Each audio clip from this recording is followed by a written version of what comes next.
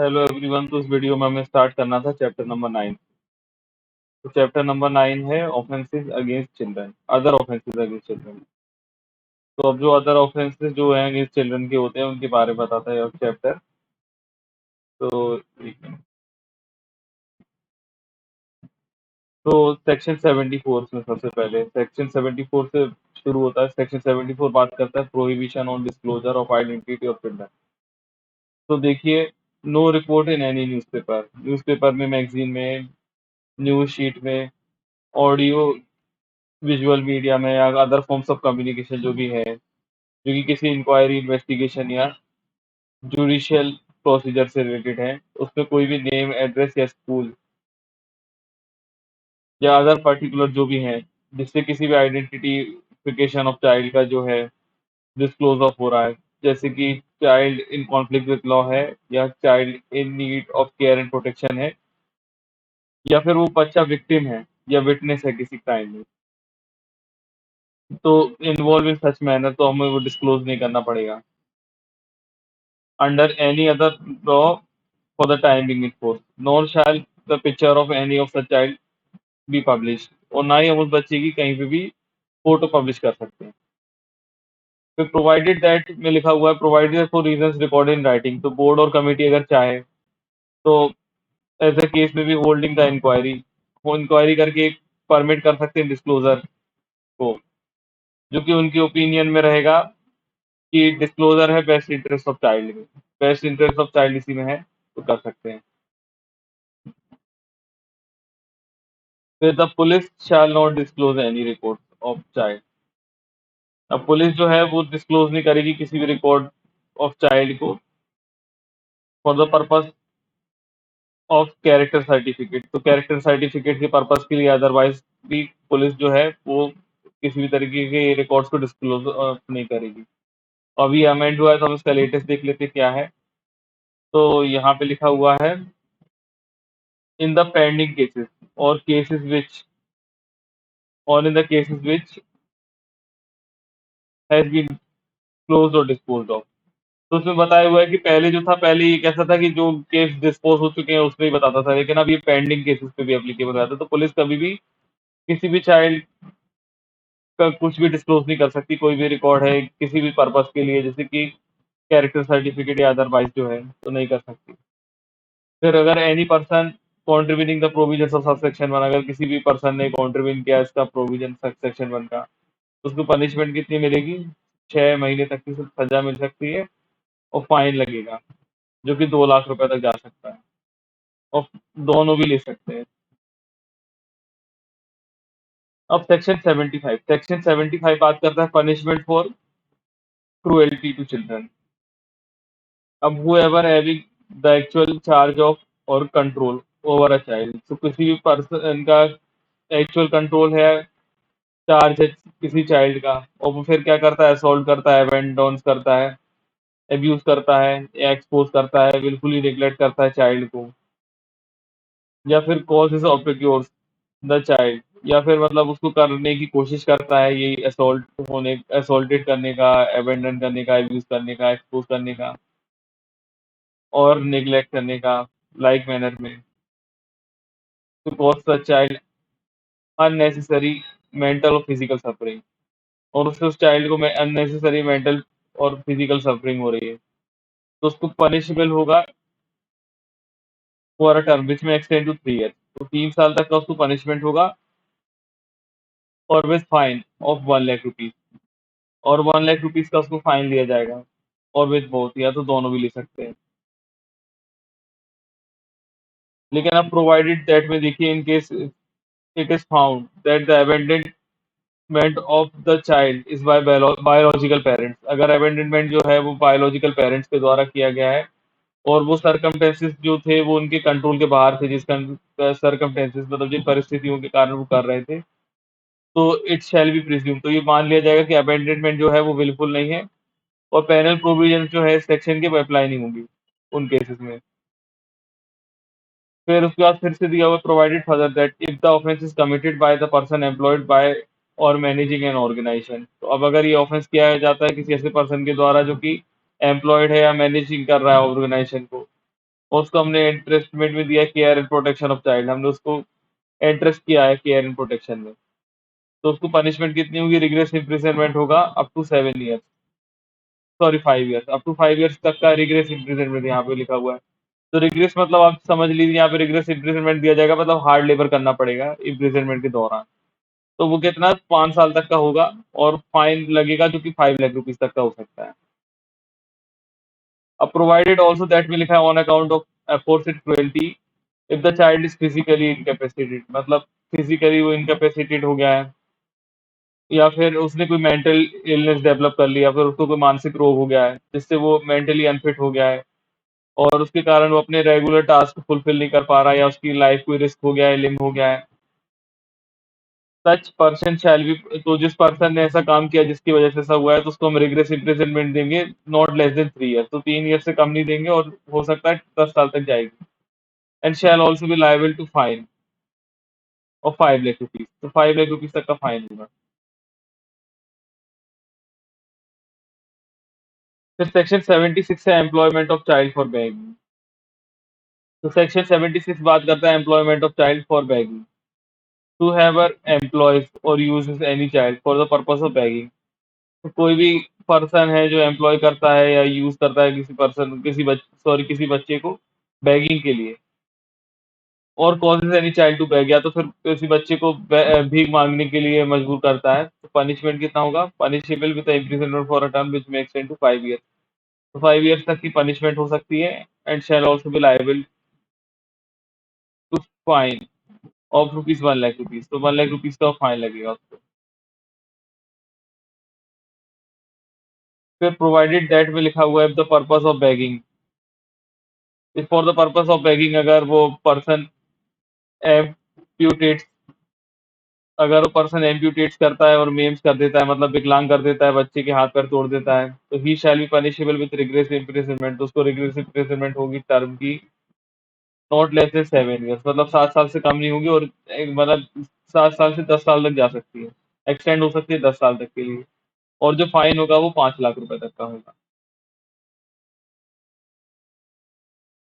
अब देखिए उसके बाद लिखा whoever having the actual charge of or control over the child abets the commission of an offence under subsection 1। तो अब वही कि अगर किसी आदमी के पास बच्चे का एक्चुअल चार्ज है, कंट्रोल में है उसके बच्चा, और वो ऊपर दिया हुआ ये सबसेक्शन 1 वाला यही वाला अपराध कर रहा है, तो उसको पनिशमेंट तो दी जाएगी जो कि हम सबसेक्शन 1 में दे रहे हैं, लेकिन उसके साथ साथ हम उस आदमी को कंसीडर कर लेंगे unfit under sub clause 5 of clause 14 of section 2, मतलब वो बच्चे को हम उस आदमी की केयर से अलग कर देंगे, मतलब वो आदमी अब कभी केयर नहीं करेगा उस बच्चे की, जिस आदमी ने ये काम किया है। अब प्रोवाइडेड दैट में देखिए provided that the said child shall not be considered as a child in conflict with law, तो हम उस बच्चे को child in conflict with law नहीं मानेंगे किसी भी सर्कमस्टेंसेस में। And shall be remove from the charge and control of such guardian और कस्टोडियन, तो जिस आदमी ने भी उसके साथ ऐसा किया है उसके हम कस्टडी या गार्जियनशिप से उसको अलग कर देंगे, और हम उसको कमेटी को दे देंगे, जो कमेटी उसको अप्रोप्रिएट रिहेबिलिटेशन कराएगी, मतलब फिर पुनर्वास कराएगी कमेटी को अपने तरीके से। फिर है सेक्शन 77 बात करता है penalty for giving intoxicating liquor, narcotic drug और psychotropic substance to a child. तो whoever gives, या तो कोई आदमी दे रहा है, कॉजेज टू बी गिवन, या तो देने की कोशिश कर रहा है किसी भी चाइल्ड को इंटॉक्सिकेटिंग लिकर, नार्कोटिक ड्रग और टोबैको प्रोडक्ट, या फिर psychotropic substance, except on order of duly qualified medical practitioner.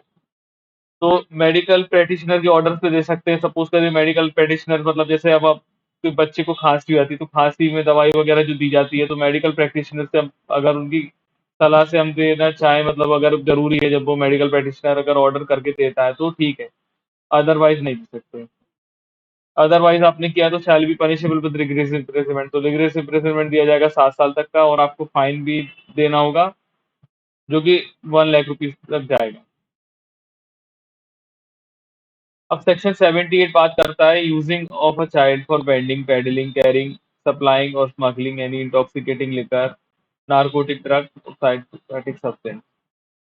तो हमेशा याद रखिए कि अब जो है उसका फिर वही वेंडिंग मतलब ले जाने के लिए, पेडलिंग मतलब यहाँ से वहाँ, कैरिंग मतलब हाँ ये भी वैसे ही ले जाने के लिए, सप्लाई करने के लिए मतलब सारे वर्ड एक जैसे ही हैं, मतलब यहाँ से कैसा है कि बच्चे का इस्तेमाल कर रहे हैं लाने ले जाने के लिए या सप्लाई कराने के लिए या फिर स्मगलिंग करा रहे हैं बच्चे के थ्रू। तो जो भी आदमी ऑफेंस करेगा तो उसको वही पनिशमेंट मिलेगी जो 77 मिलती है। तो हमेशा याद रखिएगा 77 और 78 में सेम पनिशमेंट है, जो कि रिगरस इम्प्रिजनमेंट है अप टू 7 ईयर और फाइन लगेगा 1 लाख रुपीज का। फिर है सेक्शन 79। अब सेक्शन 79 बात करता है exploitation of a child employ. तो not standing anything contained in any other law for the timing board, इससे फर्क नहीं पड़ता किसी और लॉ में क्या लिखा हुआ है जो टाइमिंग इन फोर्स में है। हुएवर ऑस्टेंसिवली इंगेज, मतलब हमें ऐसा देखने में लग रहा है कि उसने किसी भी चाइल्ड को इंगेज किया है, या कीप हिम इन बॉन्डेज, मतलब या तो उसने किसी तरीके का उसको बाउंड करके रखा है कि वो एम्प्लॉयमेंट करे, और फिर जो एम्प्लॉयमेंट के बाद उसकी जो अर्निंग्स है उसको विदहोल्ड, मतलब उससे वो छीन लेता है अर्निंग और अपने खुद के पर्पस के लिए यूज करता है, ओन पर्पस यूज करता है, तो उसको पनिशमेंट मिलेगी रिग्रेसिव इम्प्रिजनमेंट, जो कि 5 साल तक जाएगा। And shall also be liable to fine of 1 lakh rupees. तो फाइन भी देना होगा 1 लाख रुपीज का और इम्प्रिजनमेंट 5 साल तक की। अब इसमें एक्सप्लेनेशन में देखिए कि for the purpose of this section employment का एक मतलब यहाँ पे है कि जो भी है तो buying and selling of goods and service करता है, तो selling of goods and service करता है, एंड फिर या तो उसको एंटरटेनमेंट इन पब्लिक प्लेसेस पे यूज करता है, मतलब बच्चे का एंटरटेनमेंट के लिए यूज करता है पब्लिक प्लेसेस, जैसे हमने देखा है कि सड़क पे या ट्रेन में बच्चे गाना वगैरह गाते हैं या कुछ अलग अदर एक्ट वगैरह करते हैं इकोनॉमिक गेन के लिए, तो वो यहाँ पे आ जाएगा। अब सेक्शन 80 बात करता है punitive measures for adoption without following prescribe procedure. तो अब देखिए कि किसी ने भी अगर बिना प्रिस्क्राइब प्रोसीजर को फॉलो करे अगर एडॉप्शन किया है, तो एनी पर्सन और ऑर्गेनाइजेशन या तो वो ऑफर कर रही है या गिफ्ट और रिसीव, मतलब या तो बच्चे को ले रही हैं या बच्चे को दे रही हैं, किसी भी ऑर्फन एबेंडेंट या सरेंडर बच्चे को एडॉप्शन में बिना किसी प्रोसीजर को फुलफिल किए और प्रोविजंस को फुलफिल किए इस एक्ट के, जो कि प्रोवाइडेड है दिस एक्ट में, तो जो पर्सन और ऑर्गेनाइजेशन ने ऐसा किया उनको पनिशमेंट मिलेगा इम्प्रिजनमेंट, जो कि 3 साल तक का हो सकता है, फाइन 1 लाख रुपीज का या बोथ, मतलब दोनों। अब provided in case where the offence is committed by recognised adoption agency. तो अब अगर ये ऑफेंस किसी रिकॉग्नाइज्ड एडॉप्शन एजेंसी ने की है, तो हम ये पनिशमेंट तो देंगे उसके एम्प्लॉयज को, जो कि ऑफिसर पर्सन इंचार्ज है या रिस्पॉन्सिबल है उसके डे टू डे कंडक्ट में या अफेयर्स में। लेकिन उसके अलावा हम जो उसका रजिस्ट्रेशन है, जो कि हमने सेक्शन 41 में दिया है, या रिकॉग्निशन जो हमने सेक्शन 65 में दी है, वो भी विड्रॉ कर सकते हैं 1 साल तक के लिए, मतलब कम से कम मिनिमम पीरियड ऑफ 1 ईयर, मतलब 1 साल के लिए, कम से कम 1 साल के लिए हम उसका वो विड्रॉ कर लेंगे। फिर है सेक्शन 81 बात करता है sale and procurement of children for any purpose. तो अब कोई भी एक पर्सन है, एनी पर्सन हु सेल्स और बाइज अ चाइल्ड, कोई भी आदमी है जो बच्चे को खरीदता है बेचता है किसी पर्पस के लिए, तो उसको पनिशमेंट होगी रिग्रेसिव इम्प्रिजनमेंट दिया जाएगा, जो कि 5 साल तक का होता है, एंड फाइन के लिए ऑल्सो लाइबल होगा 1 लाख रुपीज तक के लिए। अब प्रोवाइडेड दैट में लिखा हुआ है the offence is committed by person having actual charge of a child including the employees of hospital और नर्सिंग होम और मैटरनिटी होम। अब कोई भी ऑफेंस की गई है ऐसे पर्सन के द्वारा जो कि एक्चुअल चार्ज में है चाइल्ड के, या तो मतलब जो किसी एम्प्लॉय हैं हॉस्पिटल के, नर्सिंग होम के या मैटरनिटी होम के, तो टर्म ऑफ इम्प्रिजनमेंट जो होगी वो नॉट लेस देन 3 ईयर, वो 3 साल से कम नहीं होगी, वो 7 साल तक जा सकती है, 3 साल से लेकर 7 साल तक जा सकती है। फिर अगर ये पर्सन करते हैं जो कि एम्प्लॉय हॉस्पिटल हैं, नर्सिंग होम वाले हैं, मैटरनिटी होम वाले हैं, या जिनके एक्चुअल चार्ज में बच्चा है। अब सेक्शन 82 बात करता है कॉर्पोरल पनिशमेंट। कॉर्पोरल पनिशमेंट का मतलब होता है जी कि आपने बहुत ऐसी दर्दनाक उसको सजा दी है जिससे बच्चे को बहुत ज्यादा पेन हुआ है, सफरिंग हुई है, तो कॉर्पोरल पनिशमेंट बोलेंगे। तो any person in charge of और employed in a child care institution, तो कोई पर्सन या तो इंचार्ज है, एम्प्लॉय है किसी चाइल्ड केयर इंस्टीट्यूशन में, और उसने किसी बच्चे को कॉर्पोरल पनिशमेंट दी है कि बच्चे, उसका एम तो था कि बच्चे को डिसिप्लिन में लाना, लेकिन वो फिर भी शैल बी लायबल। तो पहली कन्विक्शन अगर होगी, मतलब फर्स्ट टाइम ऑफेंस किया है, तो फिर फाइन लगेगा 10,000 रुपीज तक का। लेकिन अगर आप फिर से सेम ऑफेंस करेंगे एवरी सब्सिक्वेंट ऑफेंस, मतलब फिर से आपने सेम ऑफेंस को रिपीट किया, तो आपको इम्प्रिजनमेंट भी होगा और इम्प्रिजनमेंट जो कि 3 महीने तक एक्सटेंड किया जा सकता है और फाइन भी लग सकता है या फिर दोनों या दोनों। अब देखिए इसमें फिर लिखा हुआ है, if a person employed in institution referred to in subsection 1 is convicted on of an offence in that subsection, such person shall also be liable to dismiss from service. तो अगर किसी भी आदमी ने ये सबसेक्शन 1 में ऑफेंस किया है, वो किसी एम्प्लॉयड था किसी भी इंस्टीट्यूशन में, तो हम क्या करेंगे फिर कि उसको पनिशमेंट के अलावा उसकी सर्विस से भी हम उसको डिसमिस कर देंगे, मतलब उसके जॉब से भी उसको निकाल देंगे और हम उसको हमेशा के लिए डिबार कर देंगे कि वो वर्किंग ऑफ चाइल्ड से डायरेक्टली कनेक्टेड ना हो। Working with child thereafter हम हमेशा के लिए उसको डिबार कर देंगे।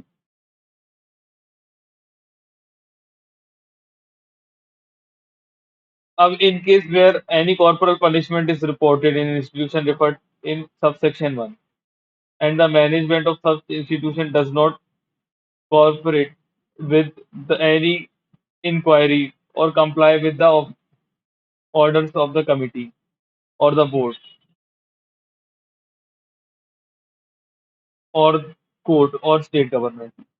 अब जिसने भी कॉर्पोरल पनिशमेंट दी थी, तो वो सबसेक्शन 1 में, और जो मैनेजमेंट और इंस्टीट्यूशन है, जो मैनेजमेंट या इंस्टीट्यूशन है, वो कॉर्पोरेट नहीं कर रहे हैं हमारे साथ इंक्वायरी में, या फिर वो ऑर्डर्स को कंप्लाई नहीं कर रहे जो कि कमिटी, बोर्ड या स्टेट गवर्नमेंट या कोर्ट ने दिए हैं, तो जो भी पर्सन होगा इंचार्ज ऑफ मैनेजमेंट होगा इंस्टीट्यूशन का, उसको भी पनिशमेंट होगी।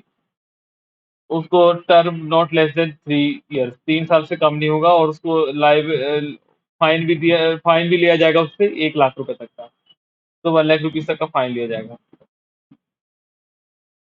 अब है सेक्शन 83। सेक्शन 83 बात करता है use of a child by militant group और अदर एडल्ट।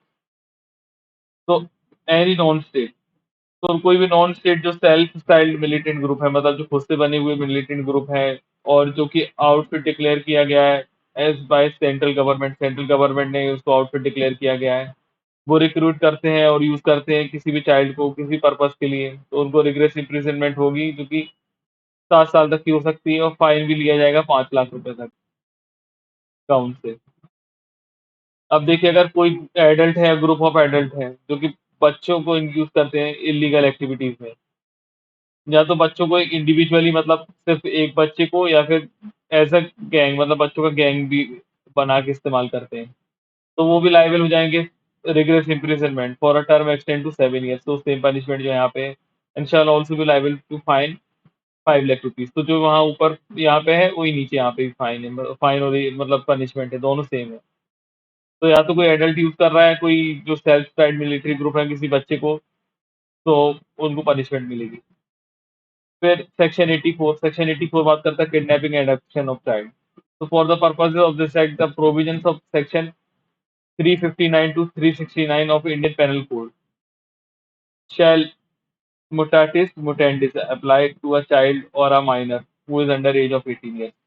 तो जो भी बच्चा अंडर 18 ईयर्स का एज में है उसके ऊपर जो किडनैपिंग के सेक्शन 359 से लेके 369 ऑफ आईपीसी में दिए हुए हैं, वो एज इट इज अप्लाई हो जाएंगे यहाँ पे।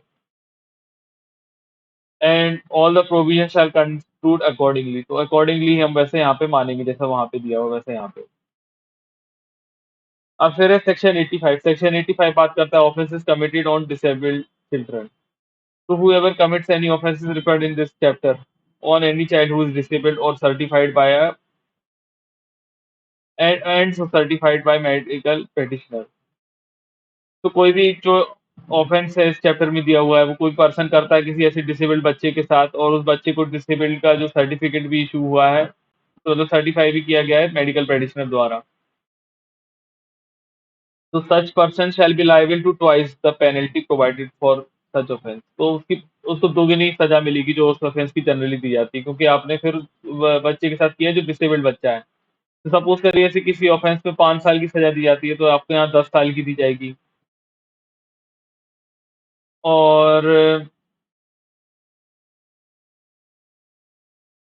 फाइन भी डबल लिया जाएगा, मतलब जो पेनल्टी नॉर्मली दी जाती है उसका ट्वाइस दिया जाएगा अगर आप किसी भी डिसेबल्ड बच्चे के साथ वो ऑफेंस करते हैं। फिर एक्सप्लेनेशन में दिया हुआ है for the purposes of this act the term disability. अब टर्म डिसेबिलिटी का यहाँ पे सेम मीनिंग है जो कि असाइन किया गया है इसको clause 1 of section 2। Clause 1 of section 2 of persons with disabilities equal opportunities protection of rights and full participation act, जो कि 1995 का एक्ट है, एक्ट नंबर 1 है 1996 का। तो वहाँ पे जैसे दिया हुआ है वहाँ पे ही डिसेबिलिटी की जो डेफिनेशन दी हुई है यहाँ पे वही रहेगी। फिर सेक्शन 86 बात करता है classification of offences and designated code. तो ये सेक्शन अब अमेंड हो चुका है, तो हम इसका लेटेस्ट सेक्शन पढ़ लेते हैं अमेंडमेंट से।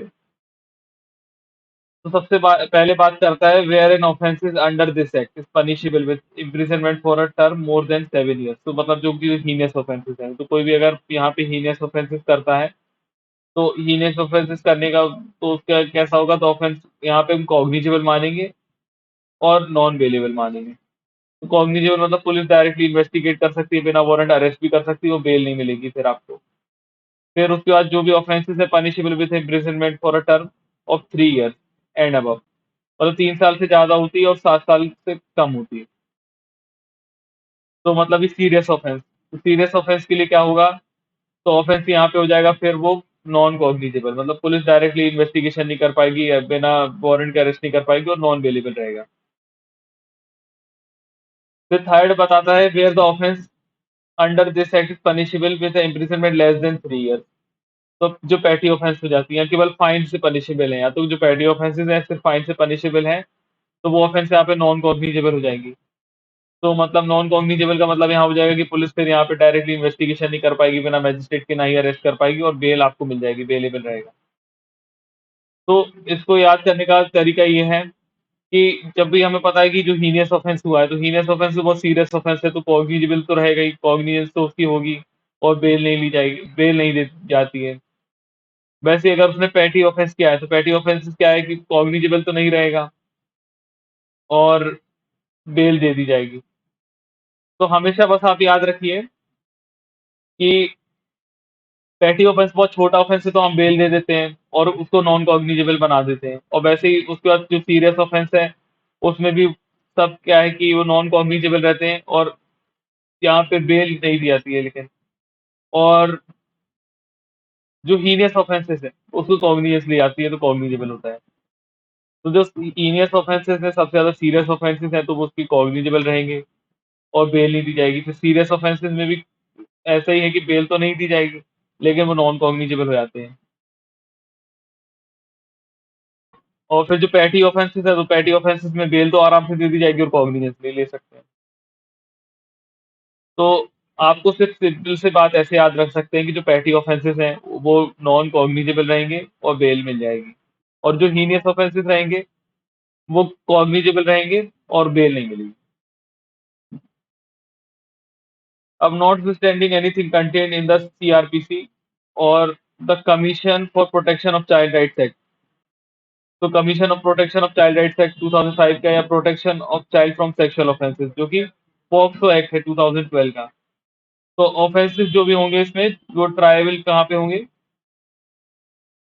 तो चिल्ड्रंस कोर्ट में होंगे। तो इनसे फर्क नहीं पड़ता कि इन सारे लॉज में कहाँ पे क्या कुछ भी लिखा हुआ है, जो भी ऑफेंसेस होंगे इस एक्ट में वो ट्राइबल बाय चिल्ड्रन कोर्ट होंगे। अब फिर सेक्शन 87 बात करता है अबेटमेंट के बारे में। तो who ever abets any offence under this act, तो कोई भी अगर आदमी यहाँ पे मतलब कोई भी पर्सन यहाँ पे अबेट करता है ऑफेंस को, एंड जो एक्ट उसने अबेट किया था उसके कारण उसकी कॉन्सिक्वेंस में अबेटमेंट हो गई, मतलब उसके मतलब जो यहाँ पे अबेटमेंट कर रहा था उसके अबेटमेंट करने के कारण यहाँ पे कोई ऑफेंस कमिटेड हो गया उसकी अबेटमेंट के कारण, तो जो पनिशमेंट यहाँ पे दी जाएगी तो punish shall be punish with imprisonment provided for that offence. तो जो ऑफेंस आपने करने के लिए अबेटमेंट किया है वही पनिशमेंट यहाँ पे दी जाएगी जो ऑफेंस की दी जाती है। सपोज किसी ने मर्डर किया, तो मर्डर करने के लिए अगर किसी ने अबेटमेंट किया तो जो मर्डर की पनिशमेंट दी जाती है वही मर्डर का अबेटमेंट करने की पनिशमेंट दी जाएगी। फिर यहाँ पे एक्सप्लेनेशन भी अमेंड हो गई, तो एक्सप्लेनेशन देख लेते हैं उसकी लेटेस्ट। तो यहाँ पे for the purposes of this section the expression abetment shall have the same meaning assign to it in section 107 of IPC. तो अबेटमेंट का यहाँ पे यही मीनिंग रहेगा जो कि इसको असाइन किया गया है सेक्शन 107 ऑफ आईपीसी में। वही मीनिंग यहाँ पे लेके चलेंगे। फिर सेक्शन 88 बात करता है अल्टरनेट पनिशमेंट। तो वेयर द एक्ट और omission constitute an offence punishable under this act. तो कहीं भी जहाँ पे भी कोई भी एक्ट और ओमिशन है जो कि कोई ऑफेंस बना देता है, या तो इस एक्ट में या तो किसी अदर लॉ में जो कि टाइमिंग फोर्स में एप्लीकेबल है, तो then not standing anything content in any such law. तो इससे फर्क नहीं पड़ता कि किसी और लॉ में क्या लिखा हुआ है। अगर कोई ऑफेंडर फाउंड पाया गया, मतलब गिल्टी पाया गया इस ऑफेंस में, तो मतलब जहाँ पे वो मतलब ये ऑफेंस दोनों जगह डिफाइंड है, इस एक्ट में भी और किसी और एक्ट में भी, तो shall be liable for punishment under such law which provides for punishment which is greater in degree. Suppose करिए कि दो लॉ है जिसमें सेम तरीके की सरकमस्टेंसेस या सेम तरीके की ऑफेंसेस के बारे में बात की है। अब क्या है कि किसी पर्सन ने ऑफेंस कमिट किया है, तो हम उस वाले लॉ की पनिशमेंट देंगे जो ग्रेटर इन डिग्री, मतलब जहाँ पे ज्यादा डिग्री में आपको पनिशमेंट दी जाएगी, ज्यादा डिग्री में आपको पनिशमेंट मतलब ज्यादा हार्श पनिशमेंट जिस वाले लॉ में दी जाती है वो वाला लॉ यहाँ पे एप्लीकेबल हो जाएगा। फिर है सेक्शन 89। सेक्शन 89 बोलता है offence committed by a child under this chapter. तो अगर ऑफेंस किसी चाइल्ड ने कमिट किया इस चैप्टर के अंडर में, तो any child who commits any offence under this chapter, तो कोई भी बच्चा है जिसने ऑफेंस किया इस चैप्टर के अंडर में shall be considered as a child in conflict with law. तो हम उसको ऐसा कंसीडर करेंगे child in conflict with law. इस एक्ट में हम उसको child in conflict with law consider करेंगे।